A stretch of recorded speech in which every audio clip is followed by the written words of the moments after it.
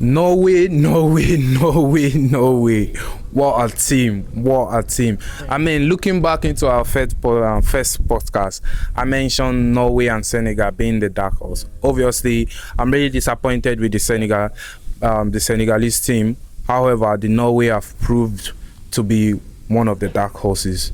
Their game plan, their structure, I love the way they play.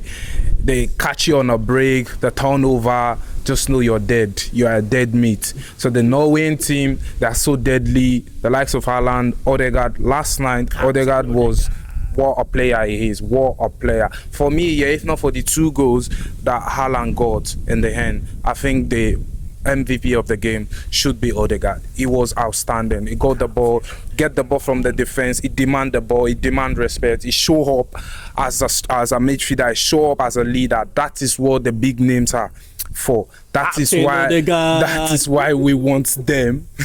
That is what we want to see in the World Cup. The big names that let them show up. And as well, the Brazilian team, I thought they did all right. I thought, as a Brazilian, I mean, I watched with them. I saw the atmosphere. They're not really sad. The Brazilians are not really sad. They've just been unlucky. The game didn't just go for them well. They created chances. They wanted to win. The penalty was unfortunate. Obviously, Bruno Guimaraes is one of their best penalty taker. Neymar is not on the pitch. It would have been Neymar, but I mean, he lost to the penalty. Hendrick came on. I got a one-on-one chance. He missed it. They created a lot of chances. The likes of Casemiro as well. They got something. At least they should have get something last night. But I just feel, football sometimes might not go your way. In the end, they're just being unlucky. But kudos to the Norwegian team. They show up really brilliant. And looking forward to the quarterfinal coming up against England. I think this is just the end of the road for them, because obviously I'm an England fan. I wanted England to do well. However, I still think the style of play they're playing against England is never gonna work.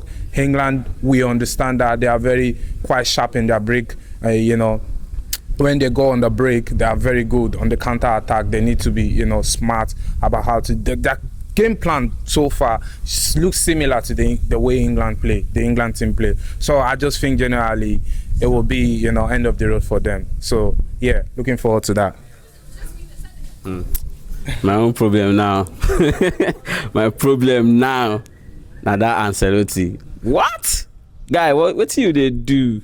Not only you carry Ego Thiago come this World Cup.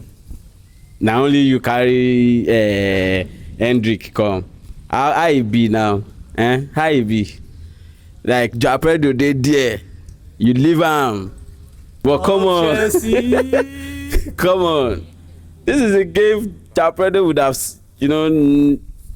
scored one of those Hendrick miss, And looking at the penalty, come on, that's a sure goal for you guys. Bruno Guimaraes just did what you have to do. But Vini should have taken that penalty, in my own opinion. Is on course for top goal scorers, and he should have gone on and played that penalty. And 58 minutes to the game, 0-0. You are looking for goal, and you removed the only player. I mean, one of the players that can score you goal. Someone that has given you 3 goals in Cunha. You are looking for a goal, Ancelotti, you come out. Cunha, who does that? Come on. Now, you need a goal. You're 2-0 down. And what do you have in the midfield? You have a 30-something-year-old Casemiro that cannot do that running for you. You have Neymar that is too old for that run. So for me, I just feel like it's just you that ruined that game for the Brazil team. To be honest, you should have done better with that squad. Joao Pedro should have been in this World Cup. You just wasted that. Astafas, we don't allow me to breathe. But wait. I know I be Man U fan, and I'm happy that Joao Pedro didn't go. But technically, tactically, if you look at it, this game needs Joao Pedro. He would have scored 1 or 2 from that Hendrick chances, And yeah, kudos to Norway. they got their chance. Haaland, you know, they hear anything. That guy, they don't cut in here. You know, they hear one thing. See the chance, bury it. That's his football. See the chance. Alpha, Gabriel, how you be now? Gabriel, how you be now? Nah mistake. Okay, come for you. How you be? They don't show you that. Tie wide.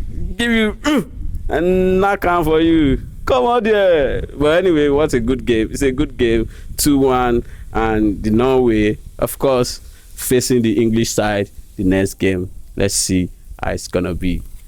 Oh yeah, ask that guy. You can't talk, yo. Captain Odegaard. Captain Odegaard.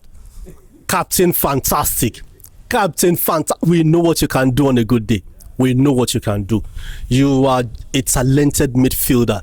You know what it takes to put on the captain band, and we trust you for that. And you've shown the quality you have, being a leader, the leadership quality in you. Norway, they pepped and Arteta'd Brazil. Let me take that again. Norway pepped and Arteta'd Brazil. They were able to contain the attacks of the Brazilians. All their threats, the Vinicius Junior, the pace of Gabriel Martinelli, they were able to curtail them. And they did it in a Pep style. And Pep and Arteta style. They defended so well, and they've got the man up front there, Erling Haaland. It took Erling Haaland 68 touches before he was able to get his first goal. Everyone knows Erling Haaland that he only needs that single chance to destroy anything. And after 68 touches, he got his first goal. The second goal came in, and that was justice for Brazil. I'm looking forward to what they're going to do against England. Now England is not Brazil, that they don't have a center striker. I mean, they've got Harry Kane there. Harry Kane, who is going to punish that their defense. Now back to Brazil. Brazil just couldn't convert their chances. They could not convert their chances. Gabriel has nothing to do. Nobody needs to blame Gabriel. You can't expect a player who has played about 70 matches, in the just concluded season. You want him to be at his best again? Come on. Give those guys some break. You don't need to blame him. So Brazil, they've just they've got themselves to blame. Gabriel. They've got themselves. Gabriel has no. You don't need to blame Gabriel. A man that has played about 70 games for his club during the last season, and you still want him to come back and be the Gabriel we need to know. Come on, even if you look at the English, the English team, the likes of Declan Rice, Bukayo Saka, Noni Madueke, and they've played a lot of matches, and you can see the fatigue. The fatigue is telling on them. So what? Come on, no, please give those guys a break and so on. Yeah. So Brazil, well, see you next 4 years. Hopefully, between now and the next 4 years, you can find your rhythm, your balance, and you come back to surprise, the world. Losing a penalty is part of the game. Losing chances is part of the game. However, give it to Norway. But Norway, sorry to tell you this, you've gotten to your bus stop because it's coming home.